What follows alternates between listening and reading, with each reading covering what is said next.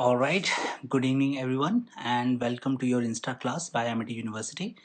My name is Amit Hans, and the reason why you should listen to me and pay attention to me is the fact that over the last 18 years, I have been a corporate trainer, I've been an HR consultant, and I've been a recruitment strategist for various organizations.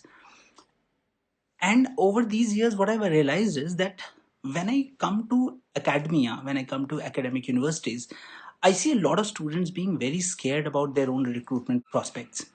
But at the same time, when I go to the corporate, I meet HR people and I find them equally disturbed and equally worried about whether they would ever get, good talent or not. So therefore, in today's session, I would request you people to look at me at the cusp of the demand and supply side equation of the manpower recruitment. So I hope you understand with what perspective I come. Another reason why you should pay attention to everything that I say is because over these years I have been a leadership trainer and have trained the HR departments of various organizations, the HR managers of various organizations. So tomorrow, if you happen to meet a recruiter in an interview, there is a chance, there is a probability that that person has been trained by me. All right. So coming to this part, let's understand what over the next 4.5 to 5 minutes we are going to understand. The first thing that I want each one of you to pay attention to is the fact that your interview is a sales process. I think that's the first thing that I would want all of you to genuinely understand and remember forever. And just like every other sales process, here also the important thing is that you understand your customer. You are the salesman, you are the product, but your interviewer is the customer. So just like every sales process, let's understand him. So it's very important that you understand the psychology of that person. All right. So I am going to try and give you a very different perspective of your recruiter, which is actually your customer. Step number one, you need to understand that the other side of the person, all right, the other side of the table, the person on the other side is actually a professional. He has got a job to do. So recruiting process, which is like interview and everything, it's a job for him. And that person has to be extremely professional about it. So let's understand, all right, the kind of fears that you have about going through an interview. Are they really rational when the other side of the table is a person who is very professional about this job? So when we think that the recruiter or the interviewer would create stress about it, you need to understand that if it is job, why would he do that? Tell me, what would he get, to put you under stress or to unnecessarily be very very rude to you or very very curt to you or very very creating a very demonic outlook. He doesn't get anything out of it. For example, I generally joke about it that just think about it. Suppose he creates stress, all right? He shortlists 10 people for the interview and he creates so much of stress that he ends up rejecting all of them. Is it a win for him? Do you realize that when I say it's a job for him, this means he's accountable for it? What happens after he rejects all these people? He does he come out victorious? What happens when he goes back to his company? Which company would pay this person for this job just to go and create stress and reject people?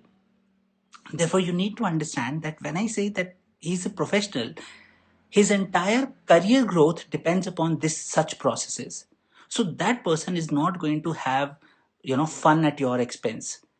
Which company would pay 50 to 100 odd people to go across campuses and have fun at students' expenses? It just doesn't happen. So that's the first thing that you need to understand forever. The second one is that the interview is a selection round, not a rejection round. And just like every selection process, the recruiter looks for the positives. And I want you to think about it. When you have reached the interview process, are you carrying a few positives or are you just with the negatives? Just think about it. You have already cleared the rejection rounds, such as the group discussions or the aptitude test, but the interview is where I am going to meet a person, why I should select the person and not why I should reject the person. So, if you have reached that level, please note that this means you have already created a very positive impact. If a company comes to your campus, this means the campus has a positive in the minds of the recruiter. This means when you walk in with a lot of confidence. And the third and the last very small thing that I want to share with you is that there is something called type A error and type B error. Type A error is when you select a faulty product, and type B is when you reject an accurate product. Think about it. I'm going to give you as a homework that when you reject something that was to be selected, it's a bigger problem for the HR as opposed to selecting a person who could have been rejected. Think about it. The reason is very simple. We trust our own training abilities. Each one of you will go through a training process. So we are not very scared of selecting the wrong guys, but we are dead scared of rejecting the right guys. So don't be that guy. I hope you understand what I'm trying to say through this, because we unnecessarily create a lot of pressure of interviews. But when you understand that the poor chap has got a job to do and there is a sword hanging on his neck. So next time you walk into an interview hall, please make sure that you are very, very strong and you're very, very, confident about how you present yourself. And understand it's a business deal, equal platform. All right. On that note, I really believe that you've learned something. You've got any questions, you may ask me. Thank you so much. All right. Yeah. If you've got any questions, I'd be more than happy to help you out. So nervousness, that's what I'm saying. So nervousness stems from ignorance. All right. And once we are ignored about the problems that the other person is facing, we tend to look at ourselves and we feel ourselves as the scapegoat, that we are the poor chap, which is actually not the case. All right. Yes. See, why we are not scared of, selecting wrong ones? Because we have got our own training process in place, right? So I hope you understand that. So we are not very scared of selecting wrong people, but we are very scared of rejecting the right ones. Okay. On that note, thank you so much. I hope you learned something. You can stay in touch with me. My name is Amit Hans. Thank you so much.